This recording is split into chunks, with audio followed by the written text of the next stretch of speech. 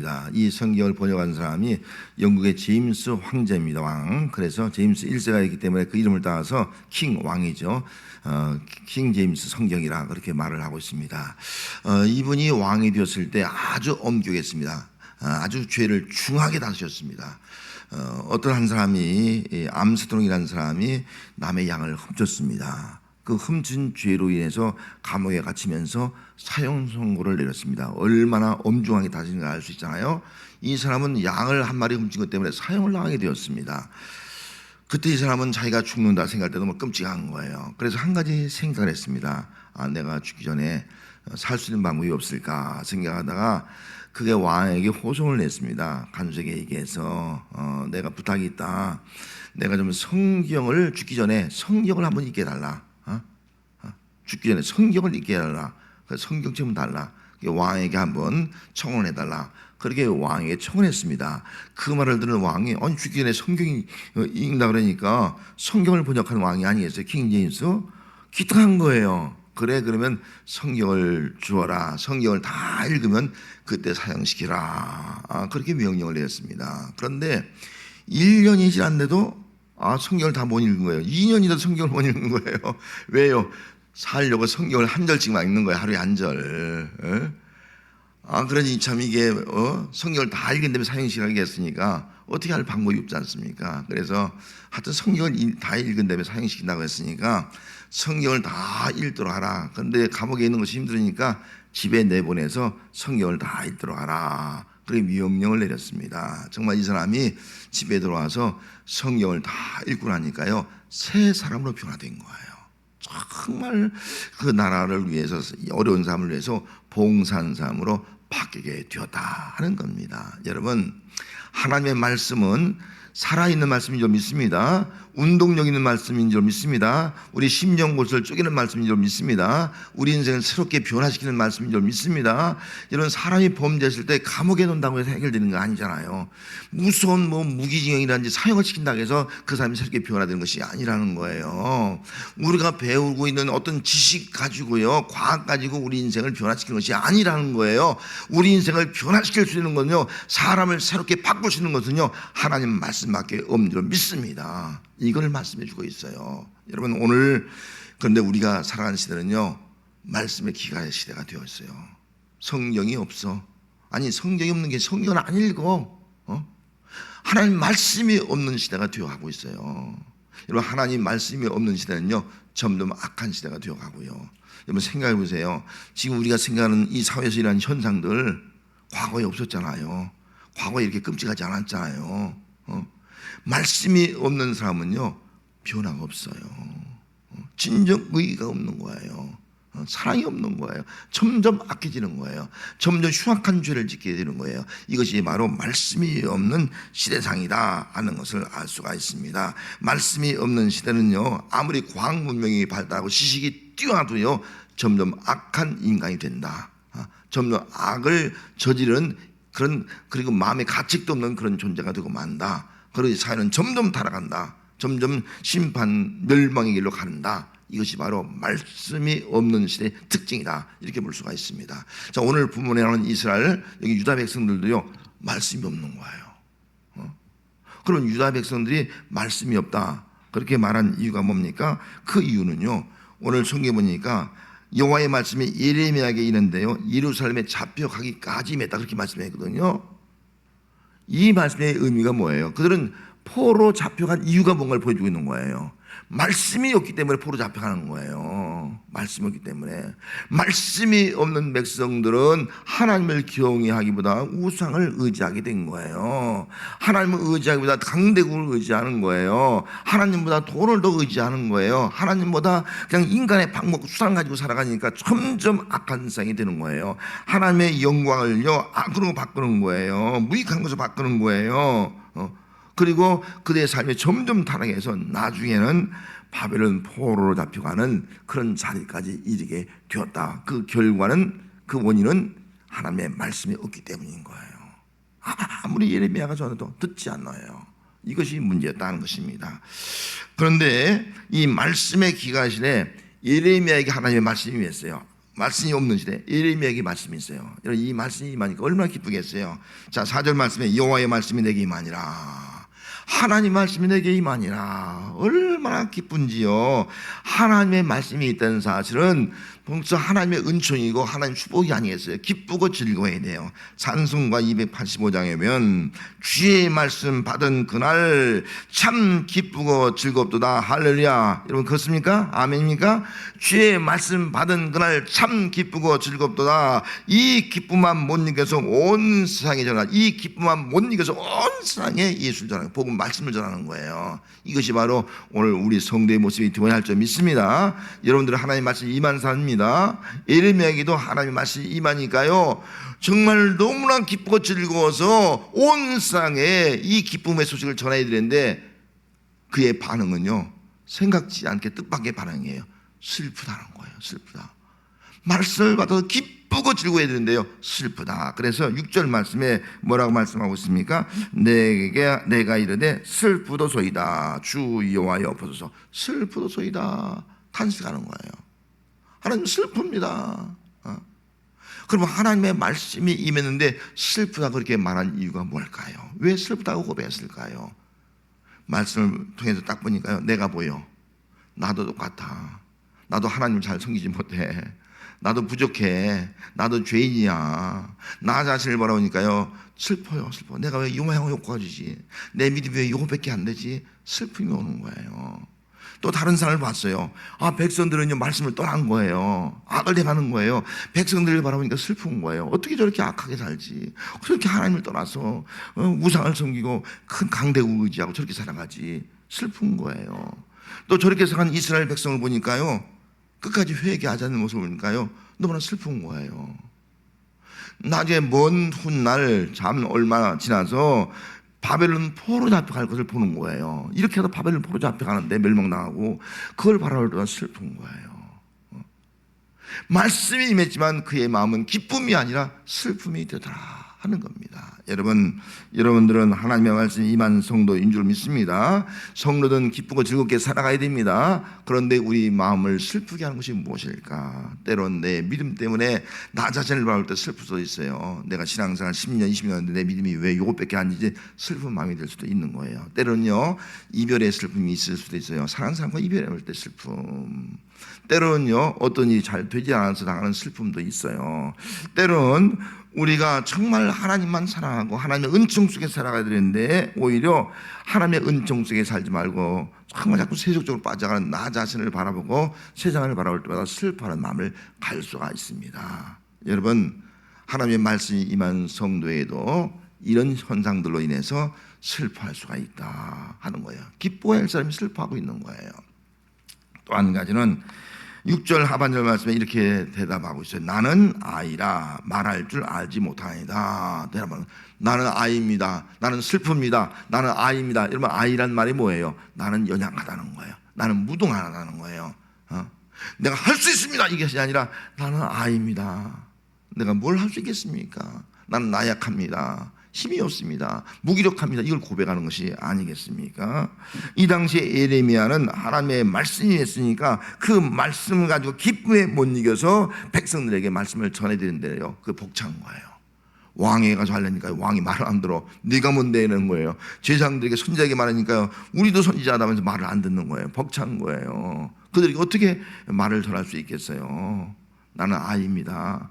그런 사람들이 가서 말할 수 없습니다. 자신이 없습니다. 심지어는 이스라엘뿐만 아니라 주변에 있는 나라들에게도 말하래요. 애굽이나 바벨론이나 아수라 이런 나라에도 멸망을 선포하라는 거예요. 어떻게 하겠습니까? 그런 나라들에게.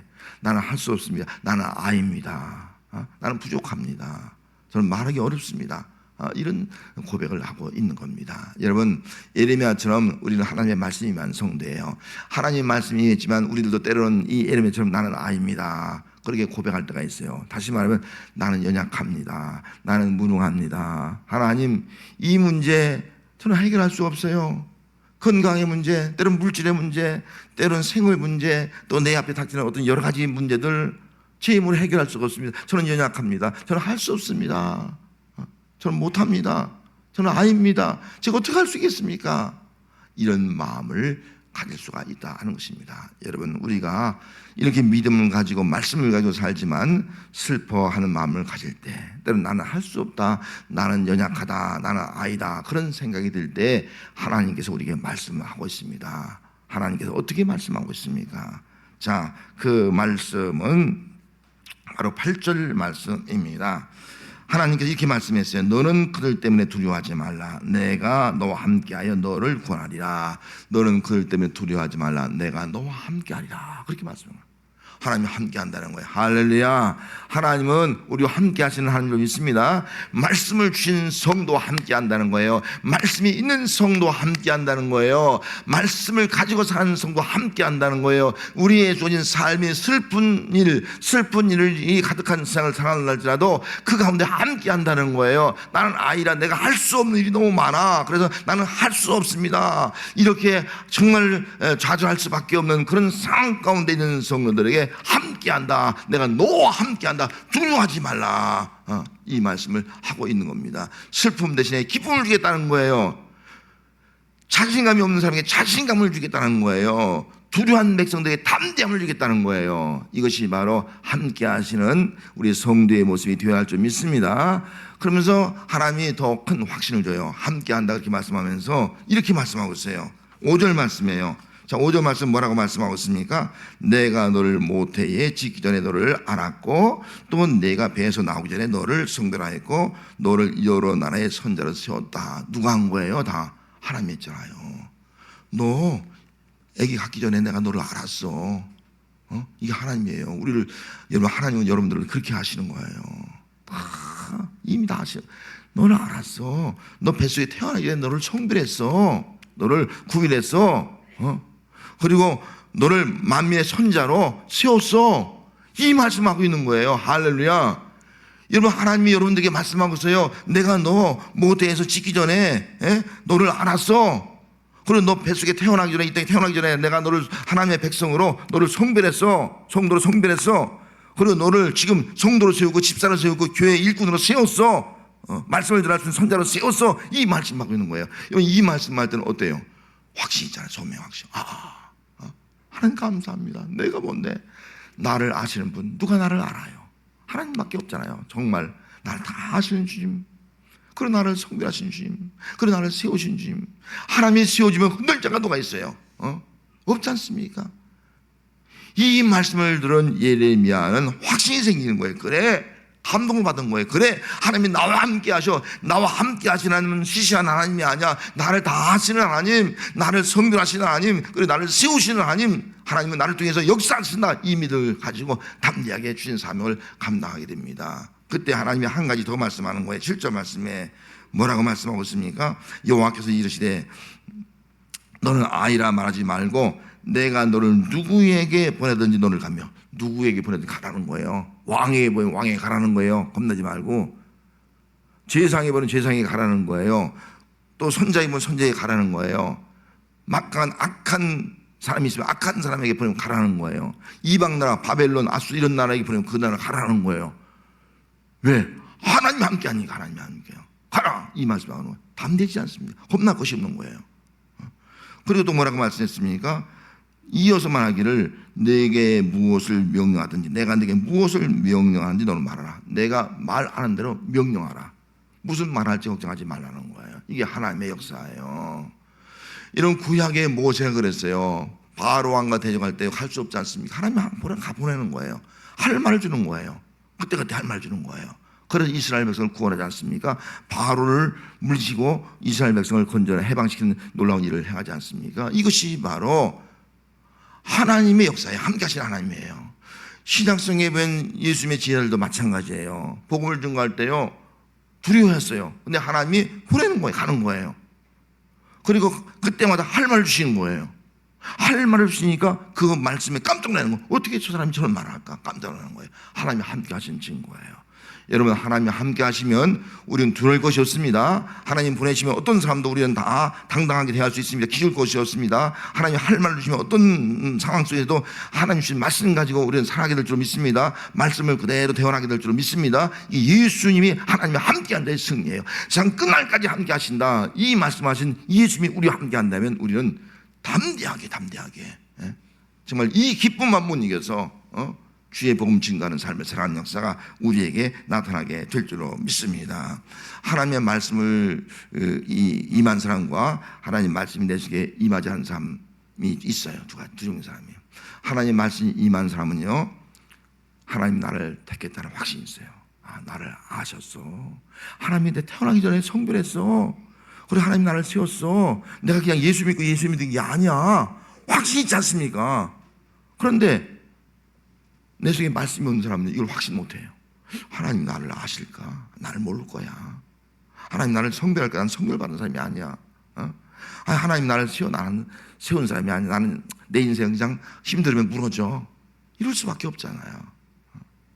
하나님의 말씀이 임하는 사람은 확신이 있어요. 하나님이 나와 함께한다. 어떤 환난, 어떤 역경, 어떤 시련 가운데 하나님이 나와 함께한다. 이 확신이 있지 않습니까? 담대하게 살아가는 거예요. 그런데 하나님의 말씀이 없는 사람은 이 확신이 없어. 하나님 나와 함께하잖아. 아이고 나는 실패했어. 하나님이 함께하잖아. 아이고 나는 아파. 하나님이 함께하잖아. 아이고 나는 뭐 무슨 일 당했어. 아이고 하나님이 나와 함께하잖아. 이런 상고를 갖는 거예요. 여러분 하나님이 함께하잖아. 뭘 할 수 있겠습니까? 어떤 어려움을 어떻게 이겨낼 수 있겠습니까? 또 하나님이 말씀이 임재하는 사람은요, 그 마음속에 이제 두려움이 없는 거예요. 두려움이 없고 오히려 이 기쁨만 못 이겨서 복음을 사역을 감당하는 거예요. 말씀을 전하는 거예요. 말씀을 대언하는 거예요. 그런데 말씀이 없는 사람은 말씀이 있어야지 뭐 말씀을 전하지. 내가 받은 은혜의 말씀이 있어야지 전하지. 말씀과 관계없이 살아가니까요, 말씀의 능력이 나타나지 않는, 또 말씀이 없는 타락한 죄악된 삶을 살아갈 수밖에 없다 하는 겁니다. 여러분 하나님의 말씀이 여러분들에게 임했습니다. 할렐루야. 말씀이 있는 성도로 살아가시는 주의 이름으로 축복합니다. 할렐루야. 프린시스 셰프라는 사람이 그의 책에 이렇게 말했어요. 그러면 우리는 어떻게 살 것이냐? 여러분 우리는 어떻게 살아야 돼요? 어떻게 살 것이냐? 그 답은요, 하나님께로 돌아가라는 거예요. 말씀으로 돌아가자는 거예요. 말씀으로. 우리가 어떻게 살 것이냐? 말씀으로 돌아가자는 거예요. 말씀으로 돌아가면 된다는 거예요. 말씀으로 돌아가면 우리는 하나님이 우리를 아시고 우리를 성별하고 우리를 세워주기 때문에, 또 하나님이 우리와 함께 하시고 우리에게 말씀해 주기 때문에 우리는 바른 삶을 살아갈 수 있다는 거예요. 우리에게 필요한 것은 인간의 지식만이 아니에요. 과학만이 아니라는 거예요. 얕은 수수나 꾀가 아니라는 거예요. 우리에게 정말 필요한 것은요, 하나님의 말씀이라는 거예요. 이 말씀이 있으면요, 우리 삶이 변화되는 거예요. 이 말씀이 있으면요, 우리는 세상을 이길 수 있는 거예요. 이 말씀이 있으면요, 주님의 권세, 능력이 나타나는 거예요. 이것이 바로 오늘 우리의 삶이 되어야 할 줄로 믿습니다.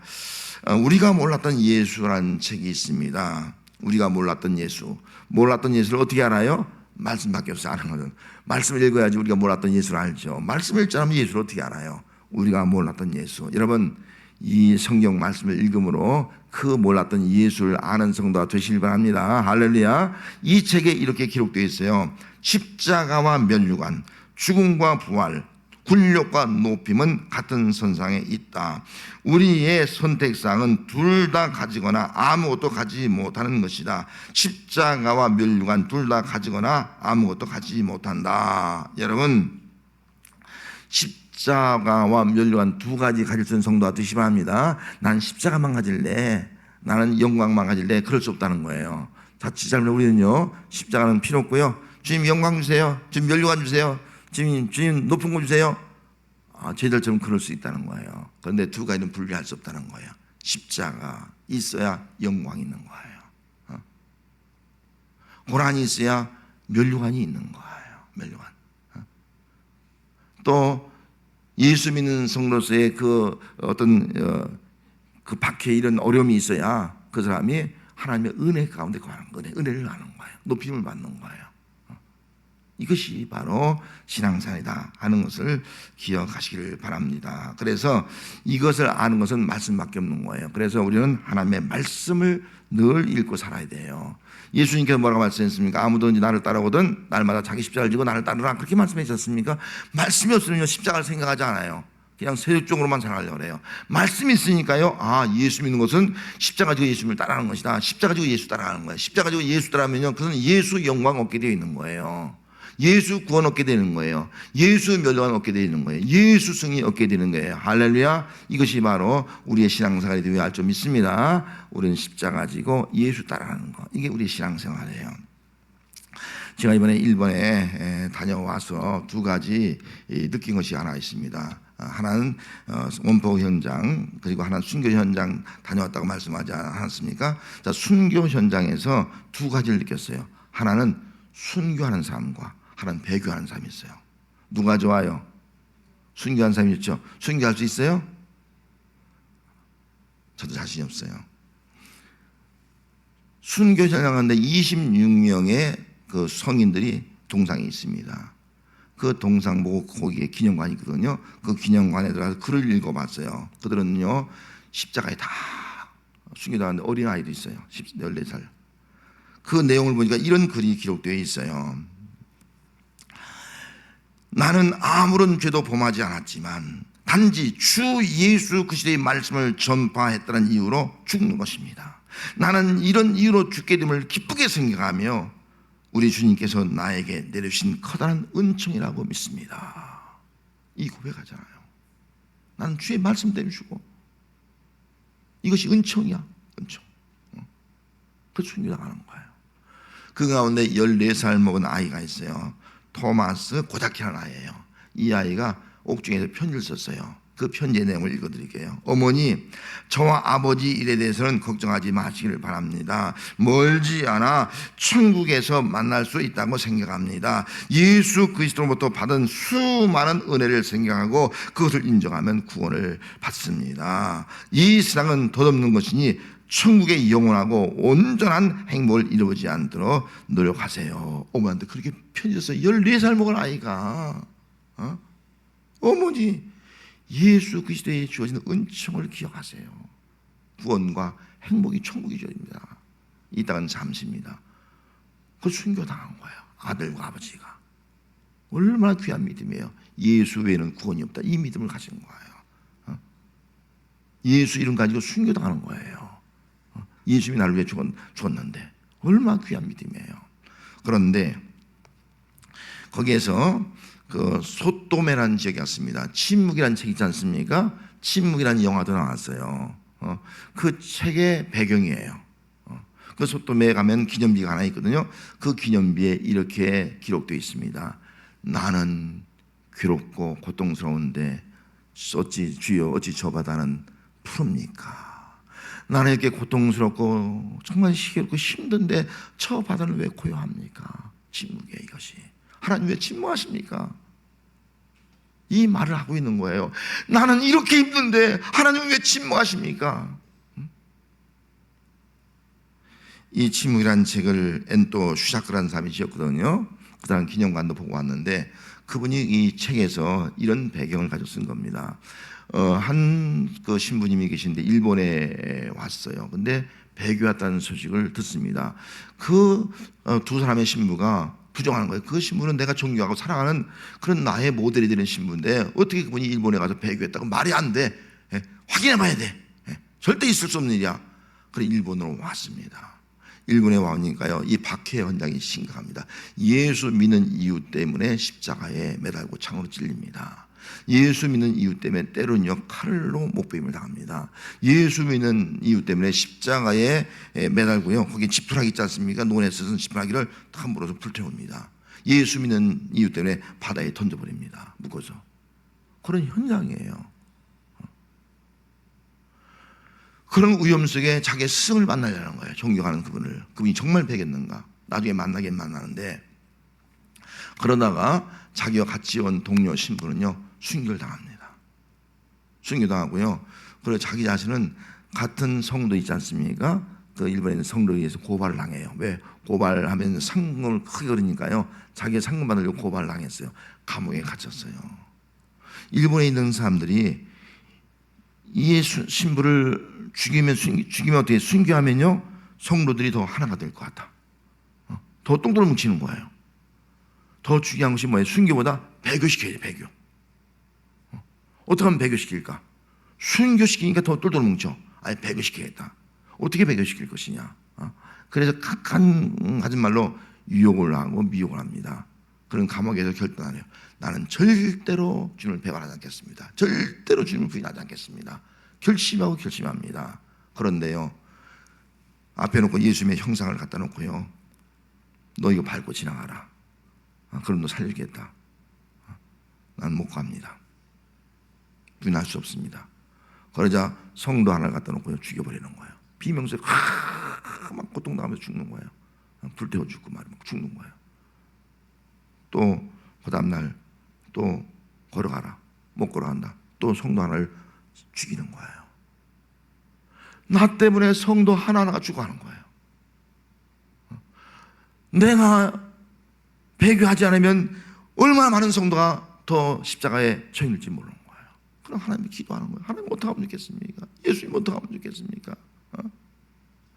나 때문에 저렇게 성도를 죽어가고 있는데 어떻게 하면 좋겠습니까? 몸부림 가운데서 예수님의 음성이 들려옵니다. 내 얼굴을 밟고 지나가라. 내가 이를 위해서 왔노라. 내가 이를 왔노라. 그 음성을 듣는 거예요. 그 음성을 듣고 그런 예수님의 형상을 밟고 지나갑니다. 배교자가 된 겁니다. 그리고 일본 여자와 더불어서 결혼해서 살아요. 살다가 죽습니다. 죽을 때 자기 아내의 손에 감춰져 있어요. 왜? 들통나면 다 죽으니까. 십자가의 형상이 손에 갇혀 있는 걸 딱 보여주더라고요. 끝까지 믿은 거예요. 그래도 배교했지만. 여러분, 오늘 우리가 사는 삶의 현장이 두 종류의 사람이 있습니다.